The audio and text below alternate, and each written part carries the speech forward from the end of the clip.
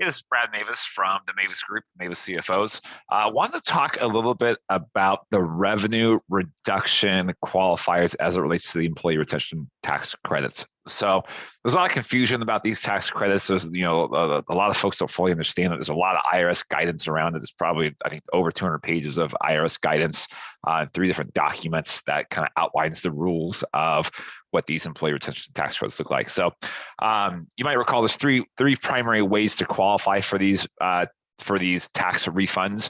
The first one would be a revenue reduction. The second one would be a partial suspension of business operations, and the third one is basically a supply chain disruption. So I'm recording videos on all 3 of these. So let's talk about revenue reduction. So the way the revenue reduction works is there's a couple of really wonky rules around it. But the easiest way to think about it is there's two periods that we want to look at. So 2020 and 2021.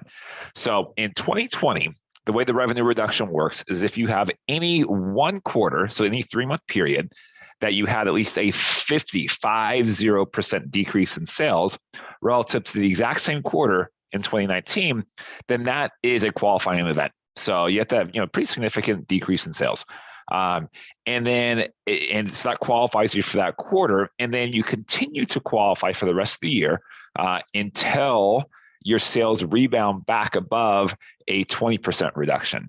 And so the quarter that your sales bounce back above the 20% reduction, you qualify. And then the first day of the following quarter, you no longer qualify. So that's the first rule on the 2021. So basically a 50% revenue reduction qualifies you for up to $5,000 per employee in tax credits. The 2021 version is slightly different and much more attractive. So the 2021 version is if you have a 20% decrease in revenues compared in that quarter compared to the same quarter in 2019. It's not 2020. A lot of people make the mistake and they look at 2020 and no. So it's a 20% decrease relative to 2019. So a lower threshold and you qualify. Now, again, there's kind of some weird rules there because you could use the current quarter that you're in to qualify for that quarter, but you could also use the quarter immediately preceding that quarter as a qualifier. So for example, let's say that in the fourth quarter of 2020, you had a sales decrease of 22%. And in the first quarter, you had a sales decrease of only 5%. Well, because your fourth quarter was down by more than 20%, you automatically qualify for the next quarter, which is the first quarter of 2021. And that rule, that continues to flow through the rest of 2021. Now, for 2021, another nuance is that you qualify every single quarter.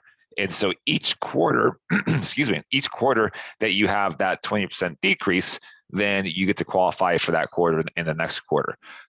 And what's neat about 2021 is that the amount of the credit, the refund amount goes up. So it goes from $5,000 per employee up to $7,000 per employee.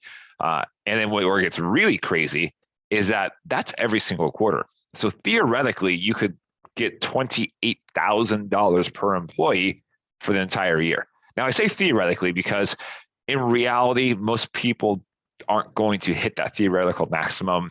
There's a bunch of exclusions around related parties, qualified wages, other aid provisions like the PPP, and other aid programs like that. So there's also an impact on what you actually pay your people as well, because that's the max amount, but the calculation is actually a percentage of wages. So there's a bunch of different nuances in there, but theoretically, in a perfect world, you could potentially get $28,000 per employee in 2021. So if you want help calculating what those revenue reductions look like, what periods they apply to and they don't apply to, what the potential tax refund is, please reach out. Thanks.